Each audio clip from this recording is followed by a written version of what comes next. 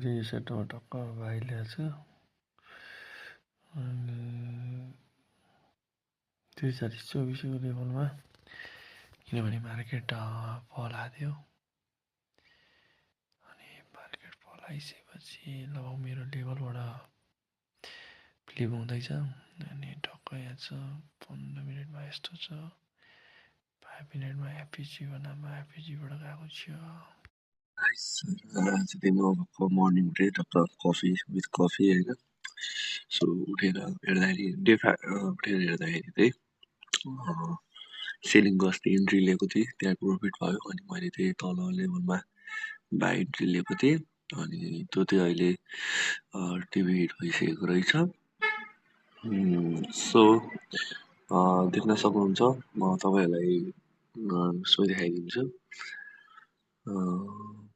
280 23मा entry थियो 81मा TV भएर so 1 महिना 5 तारिकमा भएर टिभी हिट भएको रहेछ सो ठिक छ होइन डे 5 डिसिप्लिन ट्रेडिङ सो बेलुकातिर पनि अब म यसो हल्का ब्याक टेस्टिङहरू गर्छु सो दिउँसो भने लन्डन सेसन र कि त एनुअल सेसनमा मात्रै म ट्रेड लिने हो सो मार्केट रिभर्स त हुँदैन बुलिसै छ मार्केट त अफ ट्रेड नै छ सो कुनै ठाउँमा सेटअप मिल्यो भने लेट्स सी के हुन्छ है सो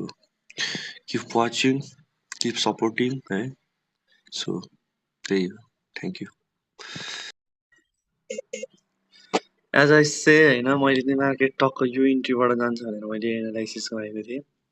सो एनुअल सेसनमा रिजन केही पनि थिएन मलाई चाहिँ किनभने यो लिक्विडिटी लिएर टस भएर मार्केट जान्छ भनेको थिएँ सो मेरो 1:4 नजिकै थियो होइन सो देख्न सक्नुहुन्छ मेरो स्ट्याटस म तपाईँलाई यहाँ देखाइदिन्छु सो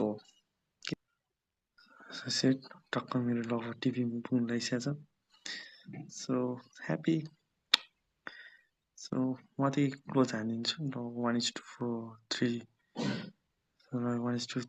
लगभग छ so I'm out of this even you I want to be disciplined main कुरा डिसिप्लिन नै हो सो एउटा टाइम फिक्स गर्नुपर्छ हामीले होइन जतिखेर ट्रेड लियो भने हुँदैन रहेछ सो त्यसो गरिरहेको छु सो